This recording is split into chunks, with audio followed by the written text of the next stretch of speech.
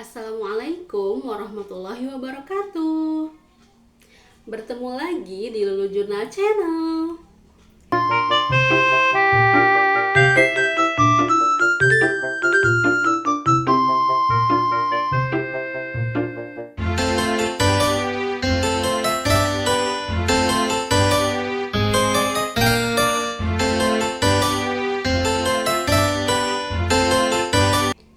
Pada video kali ini saya akan kembali membawakan sepotong cerita, dan sepotong cerita kali ini akan saya ambil dari sebuah buku yang berjudul Asa Tak Bertepi. Sepotong cerita yang akan saya bacakan yaitu sebuah cerpen dengan judul Mimpi Si Putri Malu. Mimpi Si Putri Malu, karya Lulu NJ. Terima kasih atas perhatiannya, semoga apa yang disampaikan bermanfaat. Kutatap mata penuh binar semangat mereka. Sampai jumpa pertemuan berikutnya. Senyum terpatri mengiringi langkahku. Setelah bertemu mereka, selalu saja memunculkan semangat baru. Tingkah konyol, perdebatan kecil, sampai lawakan yang mereka lakukan selalu saja menimbulkan tawa. Sebelumnya aku tak pernah menyangka bisa sampai pada tahap ini. Masih terbayang di benak kala dulu sahabatku tak percaya dengan apa yang aku inginkan. "Bill, kalau udah dewasa nanti kamu mau jadi apa?" Rima melontarkan sebuah tanya tiba-tiba. "Aku mau jadi penerusnya Pak Nurdin dong," jawabku diakhiri dengan tawa. "Dasar modus kamu," sewot Rima. "Cewek pendiam ini mau mengikuti jejak Pak Nurdin. Emangnya kamu bisa marah-marah seperti dia?" Seketika Rima menutup mulutnya sambil cekikikan. Sahabatku memang selalu sensi jika membicarakan sang guru yang terkenal killer di sekolah. Setiap belajar pun tak pernah berhenti menggerutu entah karena apa. "Kamu emang cocok sih, Bill, kalau mengikuti jejak Pak Nurdin." Isi otaknya juga sama kayaknya, sasa menimpali obrolan kami. Si jenius gak pernah ada yang mengalahkan sepanjang sejarah angkatan. Isi otaknya emang encer, tapi kan dia putri malu. Lewat di depan kakak kelas yang ganteng-ganteng aja gak berani. Gimana mau menjelaskan materi di depan banyak orang? Rima masih kekeh dengan argumennya. Dia memang selalu berpikir logis. Melihat kenyataan bahwa aku memang si putri malu yang sulit bersosialisasi. Tiba-tiba Raihan datang dan memintaku untuk pergi ke ruang guru. Sang ketua kelas itu mengatakan bahwa ini amanah dari Pak Nurdin. Obrolan bersama Rima dan Sasa harus berhenti begitu saja. Tak menunggu lama aku langsung beranjak. Karena kelasku berada di atas, jadi harus melewati tangga dan koridor kelas 12. Di tangga terakhir aku tertegun karena ini masih waktu istirahat, sehingga di sana masih banyak kakak kelas. Mereka sedang makan sambil bersenda gurau. Aku masih diam, ragu apakah harus melanjutkan langkah atau balik lagi ke atas dan meminta Rima untuk mengantar. "Kamu sedang apa, Bill?"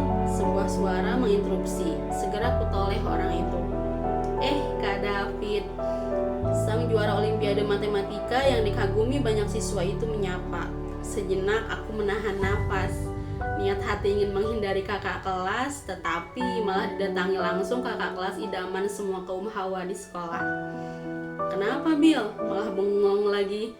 Ayam tetangga kemarin mati gara-gara bengong kayak gitu," timpalnya sambil tertawa. Seketika aku mendelik tak suka. Candaannya itu garing sekali.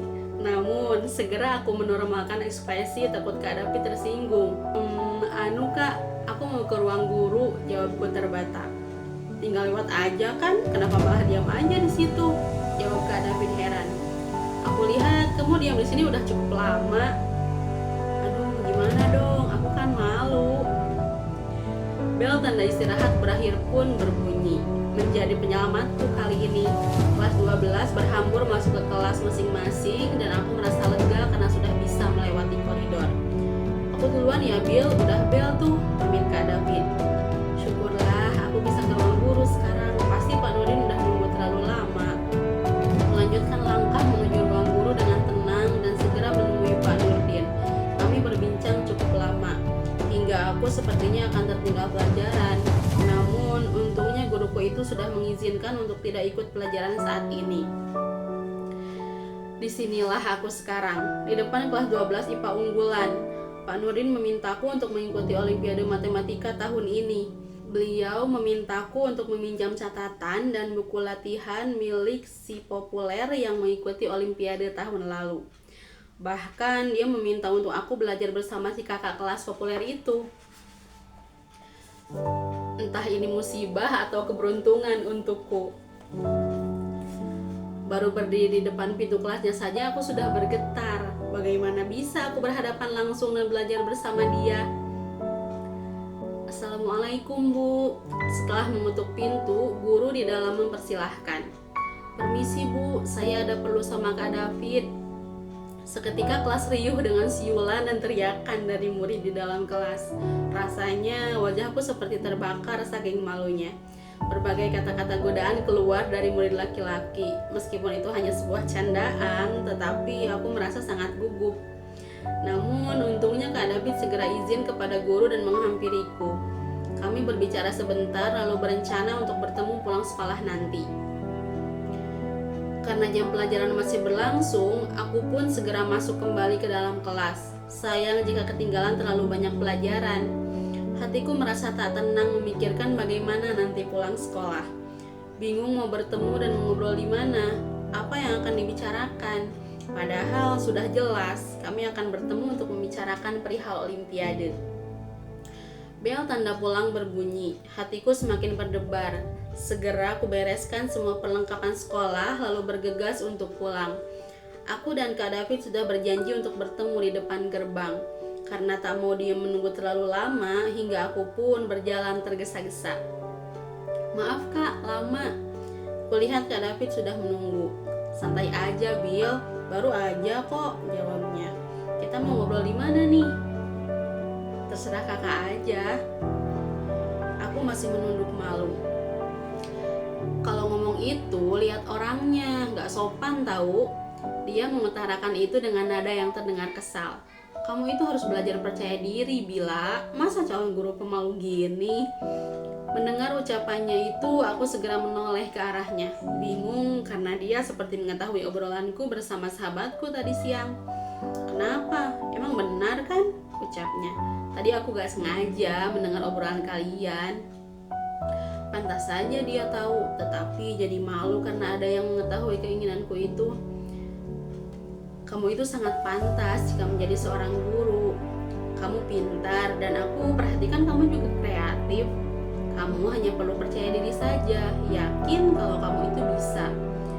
Belajar bersosialisasi dengan baik, karena kan nanti saat menghadapi murid, public speaking yang baik itu sangat diperlukan. Dia memberikanku wejangan yang panjang lebar. Aku menerima semua kritik dan sarannya itu. Entah kenapa, tiba-tiba aku merasa nyaman bersamanya.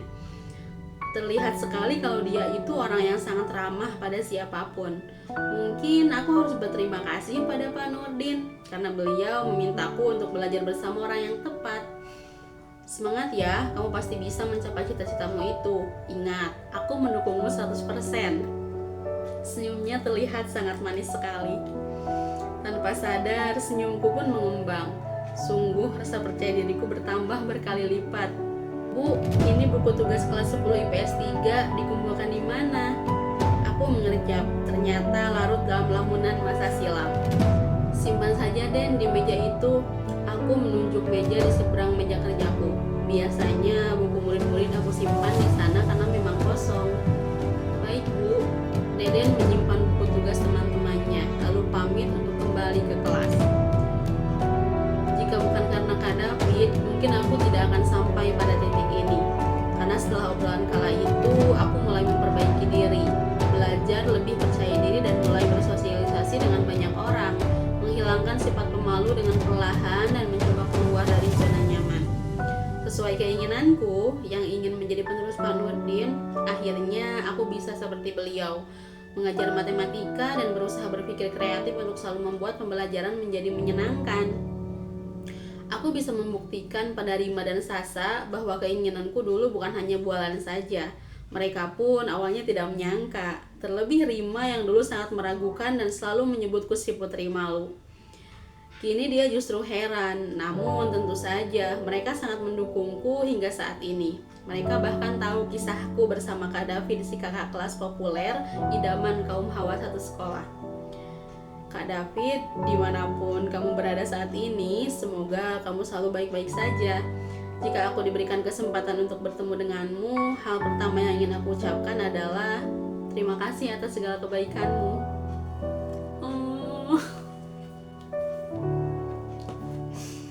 Berasa sangat tinggi sendiri baca kisahnya.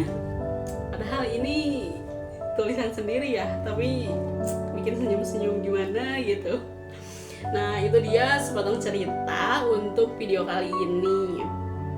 Mimpi si Putri Malu. Ternyata si Putri Malu bisa mencapai cita-citanya menjadi seorang guru matematika yang menyenangkan. Nah, kira-kira di video berikutnya kita baca sepotong cerita apa lagi ya? Dan kalau kamu punya cerita yang ingin kamu sampaikan atau ingin dibacakan di video ini, kamu bisa tulis di kolom komentar atau kamu bisa DM ke sosial mediaku yang ada di description box. Buat video kali ini saya cukupkan sekian dulu. Ditunggu cerita-cerita kalian, dan kayaknya bacain cerita kalian pasti akan lebih seru ya. Jangan lupa tinggalkan jejak, like, komen, dan share video ini ke teman-teman kalian. Dan subscribe juga supaya saya lebih semangat lagi untuk membuat videonya. Sampai bertemu lagi di video berikutnya. Wassalamualaikum warahmatullahi wabarakatuh. Bye-bye.